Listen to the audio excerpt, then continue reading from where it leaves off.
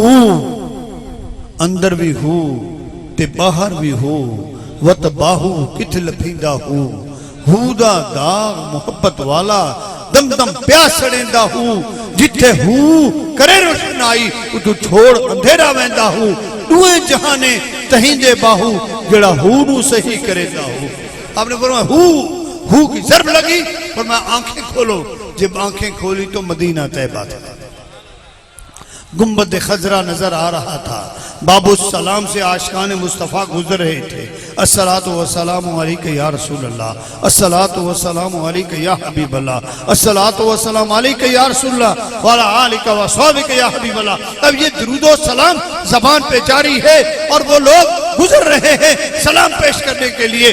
میرے نبی کا فرمانا ہے من زار قبری وجبت لہو شفاعتی، کہ جس نے بھی میرے قبر کی زیارت کی اس کے لیے میری شفاعت واجب ہو گئی.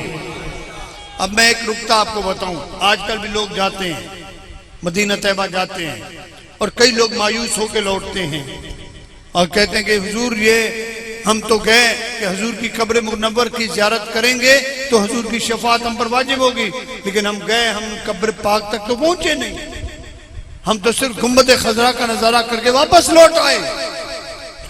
ایک بزرگ ہیں سید پیر منظور احمد شاہ صاحب سائیوال کے، انہوں نے کتاب لکھی ہے اور مجھے آمنے سامنے انہوں نے فرمایا تھا. ان کا وصال ہو گیا ہے. فرماتے ہیں کہ میں آقا پاک صلی اللہ علیہ وسلم کی بارگاہ میں بیٹھا تھا اور مراقب ہو کے عرض کرتا ہوں کہ یا رسول اللہ، آپ کی حدیث پاک تو ہے من زار قبری وجبت لہو شفاعتی، کہ جس نے میری قبر کی زیارت کی اور اس کے لیے میری شفاعت واجب ہے. اب آپ تو قبر انور میں ہو اور قبر انور کے اوپر کمرہ بنا ہوا ہے اور اس کو دیواریں ہیں، اس کی جالیاں ہیں، پھر پردے لگے ہوئے ہیں، اوپر گنبد پاک ہے اور ہم اندر تو انٹر ہو نہیں سکتے. یا رسول اللہ قبر پاک کی تو زیارت نہیں ہو رہی. فرمایا کہ اللہ کی عزت کی قسم ہے رسول اللہ میرے سامنے آ گئے اور مجھے فرمایا کہ دیکھو قبر کی نسبت میرے ساتھ یا میری نسبت قبر کے ساتھ، قبر کی نسبت دیواروں کے ساتھ، دیواروں کی نسبت ان چادروں کے ساتھ، ان چادروں کی نسبت اور جالیوں کے ساتھ، جالیوں کی نسبت چھت کے ساتھ، چھت کی نسبت گنبد کے ساتھ، اور یہ جو جوڑی ہوئی ہیں نسبتیں جڑی ہوئی ہیں. تم نے گنبد خضرا کی دیواریں دیکھنی ہیں، تمہارے اوپر میری شفاعت واجب ہو گئی ہے. میرے عزیز ساتھیوں، یہ ہم سب کے لیے خوشخبری ہے کہ جب مدینہ طیبہ جاتے ہیں سرکار کے روضہ مقدس کی دور سے زیارت کرتے ہیں گویا کہ آقا کی نگری میں پہنچ گئے، مدنی منٹھار راضی ہو گیا. اب کیا ہوا کہ ان لوگوں نے جیسے ہی گنبد خضرا کے نظارے کیے نا تو دل میں ایمان کی دولت آ گئی اور ایک دوسرے سے پوچھتے ہیں یارا جو بندہ ایک پل میں جھنگ سے مکہ پہنچا سکتا ہے اور پھر ایک پل میں مکہ سے مدینہ پہنچا سکتا ہے، وہ جنت کی خوشخبری بھی عطا فرما سکتا ہے. کیوں نہ اس کے قدموں پہ گر کے کلمہ پڑھ کے مسلمان ہوں. 5000 مجوسیوں نے کلمہ پڑھا، مسلمان ہوئے. میرے بھائیوں، حضرت سلطان باہو کے امن کے پیغام سے دین کو تقویت ملی اور آپ نے زندگی میں 21 لاکھ کافروں کو کلمہ پڑھایا. کتنے کافروں کو؟ بولو تو صحیح، ناراض ہو گئے ہو نا. کتنے؟ 21 لاکھ کافروں کو حضرت سلطان العارفین سلطان باہو نے کلمہ پڑھایا ہے اور مسلمان کیا ہے. آپ کے وجود مقدس کا یہ کمال تھا. میں بس 2 باتیں کر کے اجازت چاہوں گا کیونکہ آپ کی تھکان کا مجھے احساس ہے. ایک چیز تو یہ دیکھو کہ حضرت سلطان باہو جن کی خلافت دربار کی الحمدللہ حضرت پیر صاحبزادہ وقار عالم صاحب صدیقی صاحب کو ملی ہے. ایک تو نسبی طور پر بھی یہ ایک فقیر کی اولاد ہیں، اللہ والے کا فیض ہے، اور پھر حضور سلطان العارفین کا دامن نصیب ہوا، ان کی دستار بھی نصیب ہوئی. اس حوالے سے یہ عرس پاک ہے. حضرت سلطان العارفین سلطان باہو قدس اللہ سر العزیز نے 21 لاکھ کافروں کو مسلمان کیا. آپ کا درس محبت کیا تھا؟ اب یہ آپ کو بتا دوں. آپ ایک دفعہ تسبیحات میں ہیں اور دریا کے کنارے جا رہے ہیں. کدھر جا رہے ہیں؟ کدھر؟ دریا کے کنارے. دریا ہمارے قریب بہتا ہے، وہاں پر دریا چناب. اب دریا کے کنارے جا رہے ہیں، دیکھا کہ ایک بچھو ہے. بچھو، حکم کیا ہے بزرگوں کا کہ بچھو جدھر دیکھو اس کو مارو، سانپ دیکھو اس کو مارو، تمہارا دشمن ہے ورنہ وہ تمہیں مارے گا. لیکن فقیر کا اسٹائل اپنا ہے. آپ جا رہے ہیں، دیکھا تو بچھو جو ہے وہ پانی میں گوتے کھا رہا ہے، غوطے کھا رہا ہے اور مر رہا ہے، اور وہ لپک رہا ہے کسی طریقے سے میں باہر نکلوں. حضرت سلطان باہو کو ترس آیا اور آپ آئے قریب اور اس بچھو کو اٹھایا. درویش ساتھ ہیں. بچھو کو جیسے اٹھایا نا، پہلے تو وہ بے ہوش تھا پانی کے چھلوں سے. اب یہ ہوا کہ جس وقت ہاتھ نرم اس کو محسوس ہوا. بچھو کی فطرت کیا ہے؟ بولو تو صحیح. بی بی بچھو کی فطرت ہے ڈنگ مارنا، ڈسنا. اس نے ڈنگ مار دیا. آپ کو درد ہوا تو آپ نے ایسے ہاتھ کو جھٹکا تو وہ واپس پانی میں گر گیا. پھر تھوڑی دیر بعد آپ کو نے دیکھا کہ وہ مر رہا ہے. آپ نے دوبارہ اٹھایا، پھر اس نے ڈسا، پھر آپ نے دوبارہ اٹھایا، پھر ڈسا تو باہر آپ نے پھینکا. فقیر جو ساتھ تھے انہوں نے پوچھا کہ حضور آپ کو پتہ بھی ہے یہ بچھو ڈستا ہے، ڈنگ مارتا ہے، پھر بھی آپ اس کو بار بار بچا رہے ہیں. آپ نے فرمایا بیٹا اگر بچھو اپنی فطرت سے باز نہیں آتا، میں اپنی فطرت سے کیسے باز آ جاؤں؟ حضور کیسے؟ فرمایا بچھو کی جو فطرت ہے وہ ڈنگ مارنا ہے، اور فقیر کی جو فطرت ہے وہ مرنے والے کو بچانا ہے. میرا کام ہے مرنے والے کو بچانا. وہ مر رہا تھا، میں نے بچانے کی کوشش کی ہے، اور وہ اس کا کام تھا، وہ اپنا کام کر رہا ہے، میں اپنا کام کر رہا ہوں. جس طرح آقا دو عالم صلی اللہ علیہ وآلہ وسلم کی بارگاہ مقدس میں ایک شخص حاضر ہوا اور اسے کہا یا رسول اللہ آپ سنا کہ امین ہیں اور محبت کی بات کرتے ہیں، دین کی بات کرتے ہیں، آپ کہتے ہو آپ اللہ کے سچے رسول ہو، خلیفہ خدا کے خلیفہ ہو. اللہ کے نبی نے فرمایا ہاں مجھے اللہ نے اپنا خلیفہ بنا کے بھیجا ہے، اور میں ان کا حبیب ہوں، میں ان کا محبوب ہوں، میں ان کا رسول ہوں، میں ان کا پیغمبر ہوں، ان کا پیغام لے کر آیا ہوں. اس نے کہا پھر اگر تم نبی ہو تو وہ پرلی طرف درخت کھڑا ہوا ہے، اگر وہ آپ کے کہنے پہ چل کے آپ کے پاس آ جائے تو میں کلمہ پڑھ لوں گا. یعنی معجزے بھی دکھائے، اور پھر جہاں جہاد کی ضرورت ہوئی وہاں تلوار بھی اٹھائی. آپ نے فرمایا کہ میں کہوں جو تو جا. کہا جی میں غیر مسلم کافر میں کیا کروں گا؟ کہ تم جا اور درخت کو کہو تمہیں اللہ کا سچا نبی بلاتا ہے. جیسے وہ درخت کے قریب گیا تو حدیث شریف کی آواز ہے، الفاظ ہے کہ تجرو عروقہا. اس نے جیسے ہی درخت کو کہا کہ درخت تجھے محمد عربی بلا رہے ہیں، تو تجرو عروقہا وہ اپنی جڑوں کو کھینچتا ہوا مدنی منٹھار کے قدموں میں حاضر ہو گیا. جیسے درخت جھکا اس طرح وہ بندہ بھی جھکا اور اسے کلمہ پڑھا مسلمان ہو گیا. میرے بھائیوں آخری بات کر رہا ہوں کیونکہ فقیر کی اولاد ہے، اور حضرت سلطان باہو کا جو کمال ہوتا ہے فقیر کا یہ ہے کہ جو شخص جو مانگے فقیر عطا کرتے ہیں، فقیر دینے والے. کہ جو شخص مجھ سے اپنا گوشت بھی نہیں روکتا اس شخص کی زبان کو میں کیسے منع کر سکتا ہوں؟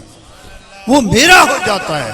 جو اپنا سب کچھ مجھ پہ قربان کرے وہ میرا ہو جاتا ہے. پھر اس کی زبان کیا ہے؟ گفتائے او گفتائے اللہ بود گرچہ از حلقوم میں عبداللہ بود. ان کی زبانوں پہ اللہ بولتا ہے جو اللہ کے ہو جاتے ہیں. اور یہی ایک واقعہ تھا کہ حضرت سلطان العارفین برہان الواصلین سخی سلطان باہو ہل چلا رہے ہیں، اور اسی دوران آپ نے دیکھا کہ ایک خاتون ہے اور جا رہی ہے روتی ہوئی اور ایک فقیر سے ملتی ہے. اس فقیر نے کہا کہ مائی تجھے اولاد چاہیے نا، جا مجھے تو 40 دن چوری کھلا. کیا کھلا؟ آپ کے علاقے میں کیا کہتے ہیں چوری کو؟ وہ جو گھی کے اندر روٹی توڑ کے اور چینی ڈالتے ہیں اس کو چوری بولتے ہیں نا. تم مجھے 40 دن چوری کھلا، تجھے میں اللہ سے اولاد لے دوں گا. عورت غریب اولاد کی خواہش مند تھی. موسیٰ علیہ السلام والا واقعہ بھی سنا ہوا تھا، فقیر والا کہ بھئی روٹی دینے سے اللہ، فقیر دعا کرتے ہیں اللہ راضی ہو جاتا ہے. اب وہ 40 دن روٹی دینے کے بعد جب 40ویں دن کھانا چوری پیش کی تو فقیر سے کہا بابا ہن تو دعا منگو. فقیر نے آنکھ اٹھائی عرش اولا کی طرف نگاہ کی اور جب لوح محفوظ کی طرف دیکھا تو اس عورت کے نصیبہ میں اولاد لکھی نہیں تھی. فقیر کے آنسو ٹپکے اور کہا مائی جی میں کی کراں, میں ہن لوح محفوظ تے تکیا ہے ویکھیا ہے تیرے نصیب وچ اولاد کوئی نہیں ہے. عورت روتی ہوئی جب واپس لوٹی حضرت سلطان باہو ہل چلا رہے ہیں. آپ نے بلایا بی بی رو کیوں رہی ہو؟ کہا فقیر تم آپ کا کیا کام, آپ ہل چلاؤ, یہ میری زندگی ہے اجیرن بن چکی ہے, امید تھی, امید کی کرن تھی وہ ختم ہو گئی ہے. فرمایا کیا بات ہے, دکھ سنانے سے دکھ ہلکا ہوتا ہے, بتا تو دو. اس نے کہا جی وہ فقیر نے چوری مانگی تھی 40 دن کھلاتی رہی کہ بعد میں دعا کروں گا. آج جب میں گئی تو اس نے جب آسمان پہ دیکھا لوح محفوظ میں میرے لیے اولاد لکھی نہیں تھی. حضرت سلطان باہو نے فرمایا کہ جب لکھی نہیں تھی تو لوح محفوظ پہ وہ پہلے دیکھ لیتا, تجھ سے چوری کی طلب کیوں کر رہا تھا؟ تو جا اس کو کہہ دے کہ اگر اولاد لکھی نہیں ہے تو لکھوا دے, نہیں تو میری چوری واپس کر دے. وہ خاتون واپس لوٹی اس بابے کے, بابا جی 40 دن چوری مفت کھا دیا, شاباش یا چوری نکال یا اولاد لے دے. اس فقیر نے اس کو دیکھا اور کہا یہ تو نہیں ہے کوئی اور ہے. مائی جی جس بزرگ نے تمہیں مجھے میری طرف بھیجا ہے نا اس کو کہو کہ چھوٹوں سے غلطیاں ہوتی ہیں بڑے معاف کر دیتے ہیں, اور جو میرا کام ہے صرف دیکھنا. وہ ہستی ایسی ہے کہ وہ مٹے ہوئے کو لکھوا سکتا ہے, لکھے ہوئے کو مٹا سکتا ہے. جا اس سے کہہ دے کہ وہ لکھوا دے. جب واپس خاتون آئی کہ بابا میں تو سمجھتی تھی تو ہل چلانے والا کیسان ہے, تمہارے اندر یہ پاور ہے. آپ نے فرمایا بی بی تجھے بیٹے کتنے چاہیے؟ آپ نے لاٹھی اٹھائی اور زمین پر ماری, 1 2 3 4 5 6 7. جب 7 پہ آئے تو بھائی نے کہا بابا جی بس بہت ہو گیا. فرمایا یہ اللہ نے تیرے لیے 7 بیٹے لکھ دیے ہیں, اب جا اس بابے سے پوچھ کے اب لوح محفوظ پر دیکھ. جب واپس لوٹ کے گئی اور بابے سے پوچھ بابا جی اب دیکھو لوح محفوظ میں کیا لکھا ہے. اس بابے نے نگاہ اٹھائی اور کہا مائی جی تجھے مبارک ہو, اللہ نے تیرے نصیبہ میں 7 بیٹے لکھ دیے ہیں. تو یہ آخری پیغام محبت ہے وہ یہ ہے میرے بھائیوں اور میری بہنوں کہ اپنے عقیدوں کو درست کرو, اپنے دلوں کو پاک کرو, اور کسی بھی بابے اور بزرگ کو دیکھ کر اسے نفرت نہ کرو, اور کسی کے کہنے پہ کان نہ دھرو.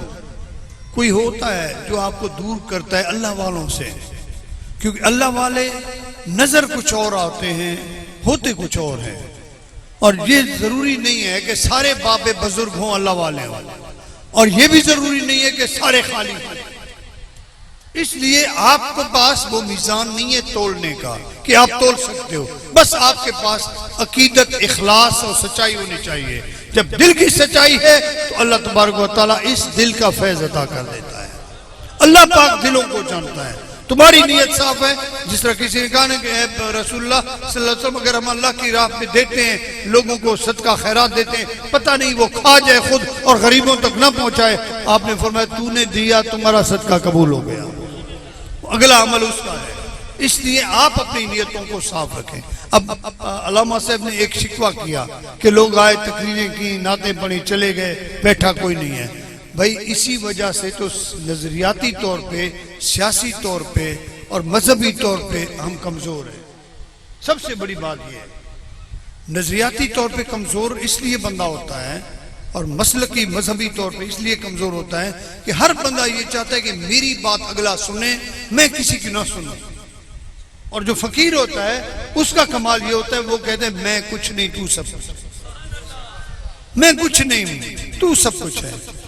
پھر فقیر کا اور دنیا والے کا لڑائی جھگڑا اس لیے بھی نہیں ہوتا کہ فقیر ہمیشہ سلنڈر کرتا ہے. حضرت بابا بلے شاہ نے کہا نا کہ جیت جیت کے عمر گزاری ہن تہار فقیرہ, جیتے دا ملحق کثیرہ تے ہارے دا ملحیرہ.